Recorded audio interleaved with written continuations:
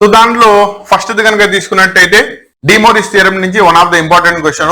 Actually మీ question కనుక తీసుకున్నట్టయితే మీకు స్టాండర్డ్ ఫామ్ లో రాస్తే cos theta plus i sine theta form లో ఉండాలి, కానీ ఇది ఆ ఫామ్ లో ఉండదు. సో మీరు చేయాల్సిన ఫస్ట్ స్టెప్ డినామినేటర్ ని ముందు స్టాండర్డ్ ఫామ్ లోకి కన్వర్ట్ చేయండి. చేసిన తర్వాత డినామినేటర్ ని న్యూమరేటర్ ని రేషనలైజ్ చేయండి, బికాస్ Z1/Z2 ఫామ్ లో ఉంది. వచ్చిన దానికి డిమోరిస్ థియరం ని అప్లై చేసి 8/3 అప్లై చేయండి. ఆటోమేటికల్లీ థీటా వాల్యూస్ క్యాన్సిలేషన్ అయిపోగా నీకు ఆన్సర్ డైరెక్ట్లీ -1 అని వచ్చేస్తుంది. దీన్ని జాగ్రత్తగా గుర్తుపెట్టుకోండి.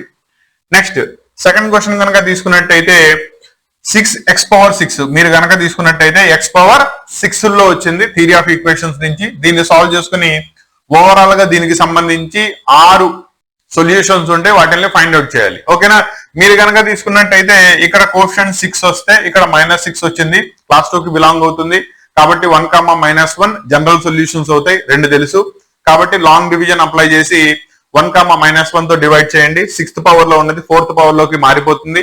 రెసిప్రోకల్ ఈక్వేషన్ కాబట్టి మీరు కామన్ తీయడం, అక్కడి నుంచి సాల్వ్ చేసుకోవడం. 4th పవర్ దగ్గర నుంచి మీకు తెలుసు ఆల్రెడీ 1, -1 2 సొల్యూషన్స్ వచ్చేసినాయి.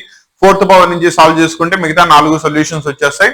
హెన్స్ సొల్యూషన్ సెట్ మొత్తాన్ని కూడా ఇంక్రీజింగ్ ఆర్డర్ లో రాయండి. దట్ ఈస్ లీస్ట్ సొల్యూషన్ నుంచి హైయెస్ట్ సొల్యూషన్ కి రాయండి, ప్రాబ్లం అయిపోతుంది. థర్డ్ ప్రాబ్లం కనుక తీసుకున్నట్టయితే A1, A2, A3, A4 1+x⁴n యొక్క ఎక్స్పాన్షన్ లో, దట్ ఈస్ బైనామియల్ ఎక్స్పాన్షన్ లో 4 టర్మ్స్ అని వాడే చెప్పేస్తున్నాడు.